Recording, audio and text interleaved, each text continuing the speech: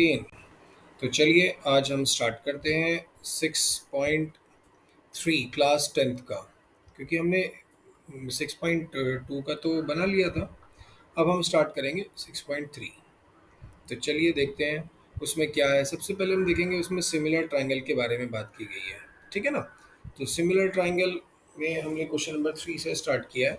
तो question number 3 में क्या कहता है कि डायगोनल्स ऑफ अ पैरेललोग्राम, क्योंकि शुरू के वन क्वेश्चन में तो बस क्वेश्चन डायग्राम्स को देखकर पता लगाना है कि वो सिमिलर है या नहीं, कौन कौन सी कंडीशन से सिमिलरिटी क्राइटेरिया ले रहे हैं वो।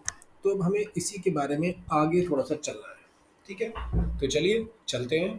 तो क्वेश्चन नंबर 3 से स्टार्ट करेंगे। क्वेश्चन नंबर 2 भी बहुत ईजी है, तो मैंने कहा चलिए 3 से ही स्टार्ट करते हैं। तो इसमें बोला diagonals A C and B D of a trapezium with A, B, C, D, AB is parallel to DC intersect each other at O. Using the similarity criteria for two triangles, show that OA upon OB, OC upon OD. तो ये वाला ना हम question कर चुके हैं उसमें, किसमें 6.1 का, जो हमने लास्ट क्वेश्चन किया था पिछली वीडियो में, अगर आपने देखा हो। तो अब हम क्या देख रहे हैं कि अब जो है ना, हमें पता लगाना है कि ये जो है अब सिमिलैरिटी क्राइटेरिया से करना है, ठीक है ना। तो सिमिलैरिटी क्राइटेरिया से करने के लिए पहले हम एक बना लेते हैं ए बी सी डी, ठीक है ना। इसके जो डायगनल्स हैं वो आपस में इंटरसेक्ट करते हैं कहाँ पर, ओ पर, ठीक है। एक डायगनल इसका इधर से, डायगनल तो वही होता है ना जो अपोजिट वर्टेक्स से लाइन ड्रॉ करते हैं, वो तो जानते ही होंगे आप, 10th क्लास में हैं। तो चलिए देखते हैं। तो यहाँ पर हमने एक डायग्राम बना लिया है जो कि ए बी सी डी है, तो जिसमें A B C D, okay. A B किसके पैरेलल है, डी सी के, और इसके डायगोनल्स कहाँ पर इंटरसेक्ट करते हैं, ओ पर। तो हमें शो क्या करना है, तो पहले हम लिख लेते हैं कि गिवन क्या है हमें। गिवन है कि A B is parallel to D C, है ना। अच्छा, तो अब हम एक ट्राइंगल ले लेते हैं, प्रूफ। एक ट्राइंगल ले लेते हैं ए ओ बी, एक ले लेते हैं A O B and triangle C O D. तो देखते हैं ये दोनों ट्राइंगल सिमिलर है कि नहीं। अच्छा एक बात बताओ, ये दोनों लाइनें पैरेलल है, तो ऑल्टरनेट इंटीरियर एंगल्स इक्वल होंगे कि नहीं, है ना। ऑल्टरनेट इंटीरियर एंगल इक्वल होंगे, तो यानी कि जो भी हमने लिखा है, तो एंगल ए बी ओ किसके इक्वल रहेगा, एंगल सी डी ओ के, एंगल सी डी ओ के। रीजन क्या रहेगा, ऑल्टरनेट इंटीरियर एंगल, ठीक है, पूरा लिख देना। अच्छा, इसी तरह से अगर आप देखें तो ये वाला एंगल शायद इसके इक्वल होगा, क्योंकि ये भी तो देखो ना जेड फॉर्म कर रहा है उल्टा। तो पैरेलल लाइन होती है तो एंगल्स इक्वल होते हैं, तो इसका मतलब एंगल बी ए ओ, एंगल बी ए ओ इस मतलब ए बीच में रहेगा, है ना। इसी तरह से डी सी ओ, एंगल डी सी ओ, तो सेम रीजन है। अच्छा, दो एंगल इक्वल होते हैं, ट्राइंगल्स जो हैं वो क्या हो जाते हैं, सिमिलर हो जाते हैं। तो ट्राई एंग, क्योंकि तीसरा तो रिमेनिंग एंगल ऑब्वियसली इक्वल होगा ही होगा। ए ओ बी सिमिलर हुआ triangle C O D के। रीजन क्या रहेगा, बाई एंगल एंगल सिमिलैरिटी। जब ट्राइंगल सिमिलर होते हैं तो उनकी कॉरस्पॉन्डिंग साइड का रेशियो जो है ना, वो सेम हो जाता है। तो कॉरस्पॉन्डिंग साइड कैसे लेंगे, जो एंगल्स इक्वल है उसके ऑपोजिट में। तो देखिए, इसके सामने कौन सी साइड है, ये वाली, ये वाला एंगल और ये वाला एंगल इक्वल थे, तो उनके सामने वाली साइड ले लेंगे। तो क्या, O A upon O D, sorry O C is equals to, अच्छा और कौन सा एंगल इक्वल है, ये वाला, है ना। तो इसके सामने कौन सी साइड है, ये वाली, और ये भी तो एंगल इक्वल है ना, और इसके सामने साइड है ये वाली। तो यानी कि O B upon O D, ठीक है ना। तो ये प्रूफ हो गया, चाहे तो ओ बी ओ सी को शिफ्ट कर सकते हैं, तो क्या हो जाएगा, O A upon O B equals to O C upon O D. Hence proof जरूर लिखेंगे, ठीक है ना। समझ आ गया। चलिए नेक्स्ट क्वेश्चन देखते हैं। नेक्स्ट क्वेश्चन में क्या कहता है, इंपॉर्टेंट क्वेश्चन है, एग्जाम में पूछा जा चुका है कि इन गिवन फिगर, ये हमारी फिगर नंबर भी इसमें आ गया मैंने, क्योंकि क्वेश्चन कॉपी पेस्ट किया था। तो चलो कोई बात नहीं। In given figure Q R upon Q S, Q T upon P R and angle one equals to angle two, और show that triangle P Q S similar to triangle T Q R. तो चलिए पहले देखते हैं इसमें क्या है। तो सबसे पहले आपको क्या देखना होता है कि ये जो ट्राई, ये क्वेश्चन नंबर 4 है, कि एंगल वन और एंगल टू इक्वल है। तो पहले जो गिवन है उसे लिख लेते हैं। ये ब्लैक पेन अच्छा नहीं चल रहा, हाँ। गिवन क्या है, Q R upon Q S is equals to Q T upon P R, और क्या गिवन है, angle one equals to angle two. अच्छा एक बात बताओ, अगर कोई एक ट्राइंगल है उसमें ये दो एंगल इक्वल हो जाए तो ये आइसोसेलेस बन जाता है, तो angle opposite sides opposite to equal angle वो इक्वल हो जाती है, तो ये वाला साइड किसके इक्वल हो गया, इसके। तो एंगल वन और एंगल टू कौन से ट्राइंगल का पार्ट है, ट्राइंगल पी क्यू आर का। तो इसका मतलब जब एंगल वन और एंगल टू इक्वल है तो इसका मतलब पी क्यू किसके इक्वल हो जाएगा, पी आर के। तो हम यहाँ पर आइसोसेलेस ट्राइंगल भी लिख सकते हैं, ठीक है ना, या और भी कुछ, ठीक है ना। तो आइसोसेलेस ट्राइंगल लिख लो, या आप ये लिख दो sides opposite to equal angle, कुछ भी लिख सकते हैं, है ना। तो इसका मतलब पी क्यू किसके इक्वल हो गया, पी आर के। तो यहाँ से हमने प्रूफ शुरू कर दिया था। अच्छा अब देखते हैं कि जो हमें गिवन है Q R upon Q S is equals to Q T upon P R. तो इन दोनों में से ये जो अभी हमने इक्वल किया इन दोनों में से इसमें क्या है, पी आर है। अगर पी आर है तो पी क्यू लिख देंगे, और अगर कहीं पी क्यू होता तो उसकी जगह क्या लिख देते, पी आर।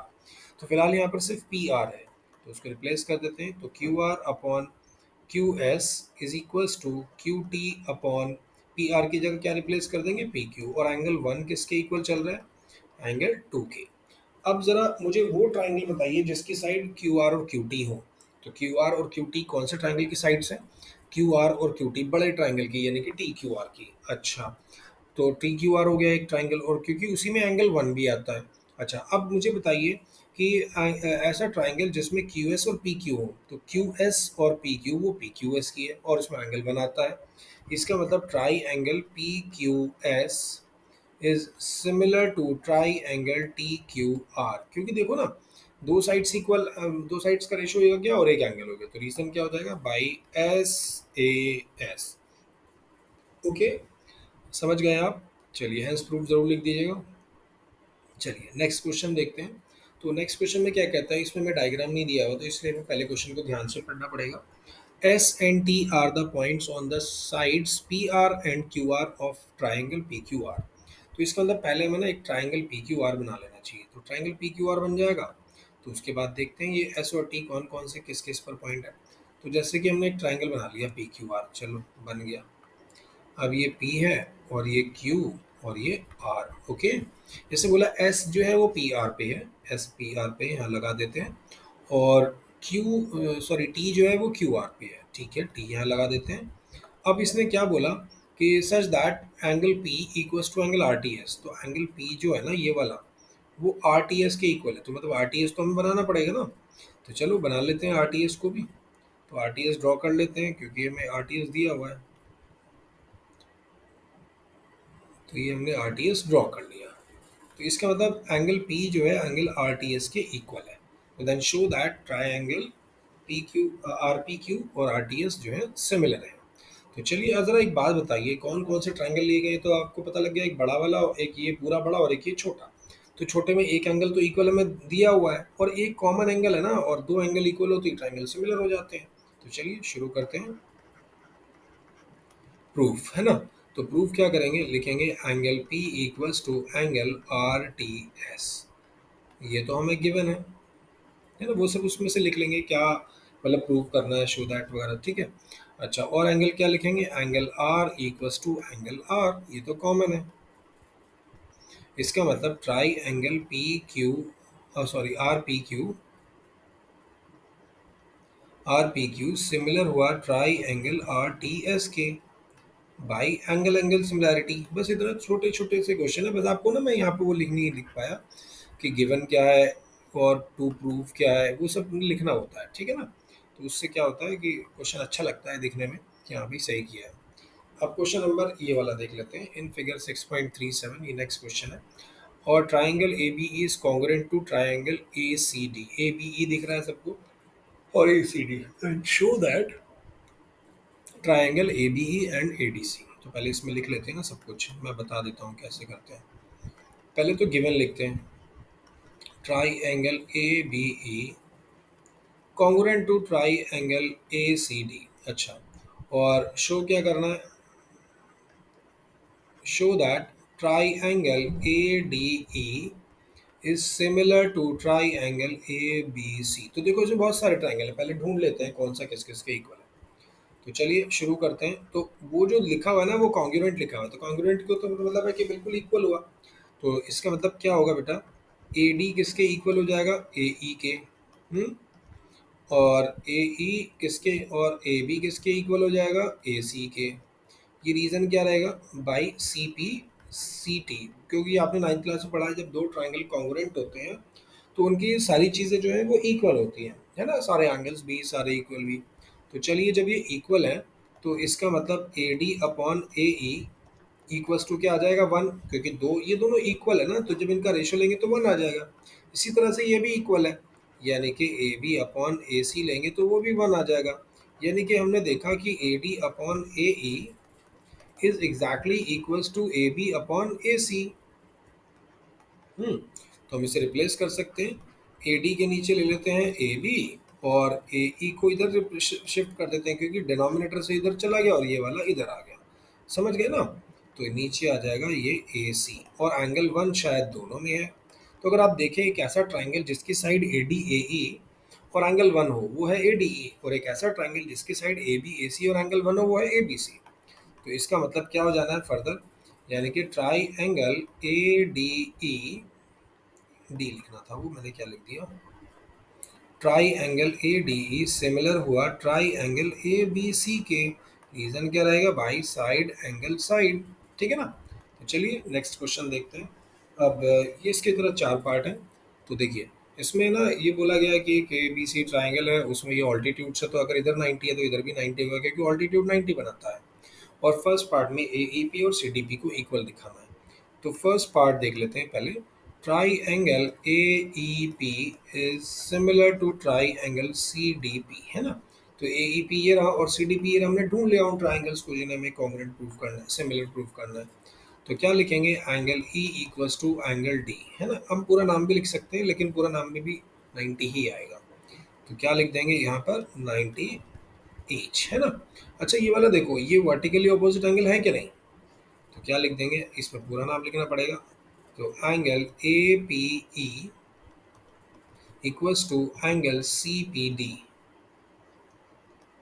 ठीक है ना। ये क्या हो जाएगा, वर्टिकली ऑपोजिट एंगल, दो एंगल इक्वल हो गए, इसका मतलब triangle A E P similar हुआ triangle C D P के।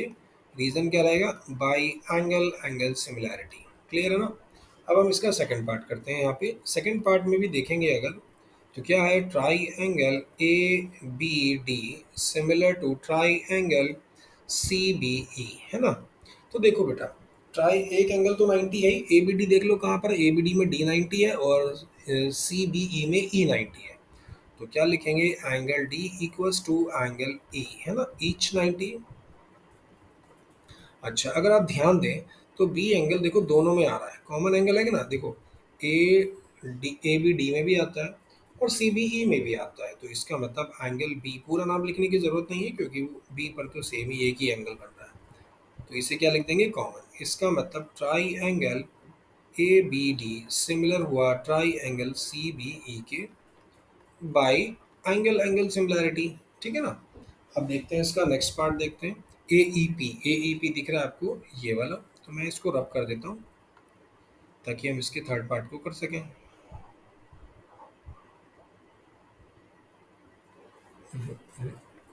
हम्म, इसी को पहले रब कर देते हैं ना, ताकि ऐसा ना हो कि पूरा ही मिट जाए। वैसे तो अंडू का ऑप्शन भी होता है। चलिए थर्ड पार्ट देखते हैं इसका, है ना।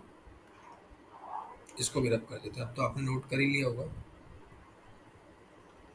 हम्म, तो थर्ड पार्ट में क्या है, triangle A E P similar to triangle A D B. तो देखो ए ई पी ये वाला है छोटा वाला और ए डी बी ये वाला, तो ये वाला एंगल तो दोनों में कॉमन आ गया और एक 90 हो जाएगा। तो क्या लिखेंगे, angle E equals to angle D, ये क्या है, 90 ईच, है ना। और एंगल ए वाला जो है, अब यहाँ पर पूरा नाम लिखना पड़ेगा। क्या लिखेंगे, angle E A P equals to angle D A B, angle D A B, है ना। तो ये क्या हो जाएगा, कॉमन एंगल। इसका मतलब triangle A E P similar हो गया again by angle angle similarity से, है ना। अब लास्ट पार्ट आप खुद कर सकते हो, देखो पी डी सी ये वाला है और कौन सा एंगल, बी ई सी, और है बी ई सी। तो उसमें एक 90 ये हो जाएगा और एक 90 ई वाला हो जाएगा और ये कॉमन एंगल हो जाएगा दोनों का, ठीक है ना। तो बस आप इसे कर सकते हैं। चलिए नेक्स्ट क्वेश्चन देखेंगे। E is the point on the sides A D produce of a parallelogram A B C D. मतलब ई एक पॉइंट है जब ए डी को प्रोड्यूस किया पैरेललोग्राम की साइड को। तो पहले एक पैरेललोग्राम ही बना लेते हैं। तो पैरेललोग्राम देखें कैसा होता है। कहाँ गया, ये रहा। तो चलिए एक पैरेललोग्राम हमने बना लिया, ठीक है ना। ये पैरेललोग्राम हमारा सेट बन गया एकदम। अब उसके बाद वो कहता है कि ये ना ए डी को प्रोड्यूस किया है। तो यहाँ लिख लेते हैं ए, यहाँ लिख लेते हैं बी, यहाँ लिख लेते हैं सी और यहाँ लिख लेते हैं डी। तो इसने बोला ए डी को प्रोड्यूस किया गया। तो देखो बेटा ए डी को प्रोड्यूस किया मतलब डी की तरफ बढ़ेगा और कहाँ तक प्रोड्यूस किया, पी तक। तो ये लो हमने ए डी को प्रोड्यूस कर दिया, कहाँ तक, पॉइंट पी तक। अच्छा उसके बाद क्या कहता है, अच्छा बीई जो इंटरसेक्ट करता है सी डी को, सॉरी ये ई है, सॉरी मैंने गलत लिख दिया, ये ई पॉइंट है ना। ई is the point on A D. तो जब ए डी को प्रोड्यूस किया तो उस पर एक पॉइंट है। तो बीई जो है वो सी डी को इंटरसेक्ट करती है एफ पे। तो मतलब बीई जो है वो सी डी को इंटरसेक्ट करती है एफ पे। तो ये हम यहाँ लिख देते हैं, ये एफ पे इंटरसेक्ट करती है, ठीक है ना। तो अब हमने देखा इसको, हाँ तो हमने देखा कि ये जो है ना बीई जो है सी डी को एफ पे इंटरसेक्ट करता है। तो then show that triangle A B E is similar to C F B. तो पहले हम गिवन लिख लेते हैं कि A B C D is a parallelogram, ठीक है ना। वो हमें पैरेललोग्राम गिवन है ना। तो अब देखो कौन कौन सा ट्रायंगल है ए बी ई, मतलब ये बड़ा वाला ए बी और ई, और कौन सा सी एफ बी, तो है ना। तो अगर आप ए और सी पर ध्यान दें, मतलब एक ये छोटा वाला ट्रायंगल है और एक ये बड़ा वाला है ना, ये वाला। अगर आप ध्यान दें तो ये वाला ए एंगल तो सी के ऑलरेडी इक्वल है, क्यों, क्योंकि ये एक पैरेललोग्राम है। पैरेललोग्राम की प्रॉपर्टी होती है ऑपोजिट एंगल्स की, जो opposite angles of a parallelogram are equal. अच्छा और अगर आप देखें ये ए ई और बी सी पैरेलल है, तो इसका मतलब इनके ऑल्टरनेट इंटीरियर एंगल्स इक्वल होंगे। तो बस हो गया, दो एंगल इक्वल होते ही। तो चलिए शुरू करते हैं प्रूफ, है ना। तो क्या लिखेंगे, triangle A B E similar to, अच्छा ये तो टू प्रूफ में लिखना था, टू प्रूफ, प्रूफ तो इसके बाद शुरू होगा। टू प्रूफ, तो triangle A B E similar to triangle C F B, है ना। तो चलिए शुरू करते हैं प्रूफ। तो एक ट्राइंगल ले लेते हैं ए बी ई, और दूसरा कौन सा लेना है, अभी देखो मैंने एंड लिखा है, सिमिलर नहीं लिखा, सिमिलर तो प्रूव ही करना है। तो angle A equals to angle C, ये क्या है reason, opposite angles of parallelogram, है ना, ये लिखना ज़रूरी होता है। अच्छा उसके बाद अगर आप देखें तो ट्राई एंगल क्या लिखेंगे हम, A E B, sorry angle A E B equals to C B F. तो एंगल सी बी एफ ये क्या हो जाएगा, ऑल्टरनेट एंगल, ठीक है ना। इसका मतलब triangle A B E similar हुआ triangle C F B के, तो बाई एंगल एंगल सिमिलैरिटी से, ठीक है। तो चलिए नेक्स्ट क्वेश्चन देखते हैं। हाँ तो नेक्स्ट क्वेश्चन में हमें एक डायग्राम दिया हुआ है कि in figure A B C and A M P are the two right angle triangles, then A B C और एम पी। बहुत ईजी है। ए बी सी देखो, आपको ए बी सी में एक एंगल 90 मिल गया भाई, इधर 90 है तो ऑब्वियसली इधर भी 90 ही होगा। और ए बी सी का एक एंगल और एक ए एम पी का एम, और ए एंगल दोनों में कॉमन है ही। तो पहले क्या लिख लेते हैं, triangle A B C right angle, right angle A B C and, sorry ये तो मैंने लिखा ही नहीं, A B C and triangle A M P, triangle A M P, ये राइट एंगल ट्राइंगल है ना। तो फर्स्ट पार्ट स्टार्ट करते हैं। तो देखो angle A equals to angle A, ये तो हमारा कॉमन एंगल हो गया। अच्छा और angle B equals to angle M, ये ईच 90 हो गया, है ना। तो इसका मतलब triangle A B C is similar to triangle A M P, है ना। अब इनकी कॉरस्पॉन्डिंग साइड्स ले लेते हैं, उनका रेशियो सेम होगा। तो देखते हैं कैसे लेते हैं कॉरस्पॉन्डिंग साइड्स। देखो हमारे पास यहाँ लिखा हुआ है, अगर आपको वैसे लेना नहीं आता, वैसे तो एंगल्स ले लेते हैं, है ना, ए बी सी और ए एम बी। तो बेटा ए बी के नीचे तो ए एम आएगा, लिख देते हैं, सेकंड पार्ट कर रहे हैं यहाँ पे। ट्रायंगल सिमिलर है ना, तो ए बी के नीचे क्या आएगा, ए एम। बी सी के नीचे क्या आएगा, ये पी है sorry, M P. B C के नीचे आ जाएगा एम पी। और ए सी के नीचे क्या आ जाएगा, ए पी। ए सी के नीचे आ जाएगा ए पी। तो देखो हमें जो लेना है, क्या प्रूव करना है, सी ए पी ए, मतलब एक तो ये वाली साइड लेनी है और बी सी एम पी एक ये वाली लेनी है। तो बी सी एम पी ऐसे ही रहने देते हैं, और ए सी को सी ए लिखो तो कोई फर्क थोड़ी पड़ता है, और पी ए पी को पी ए लिख दो, हैंस प्रूव्ड, है ना। कितना आसान क्वेश्चन था। तो चलिए नेक्स्ट क्वेश्चन देखते हैं। तो नेक्स्ट क्वेश्चन हम शायद वीडियो बहुत लंबा हो जाएगा, मैंने उसको लिखा भी नहीं है, तो नेक्स्ट क्वेश्चन इसके नेक्स्ट पार्ट में मैं आपको देता हूँ। तो वीडियो कैसी लगी ज़रूर बताइएगा, कमेंट भी कीजिएगा, शेयर और सब्सक्राइब करना ना भूलें।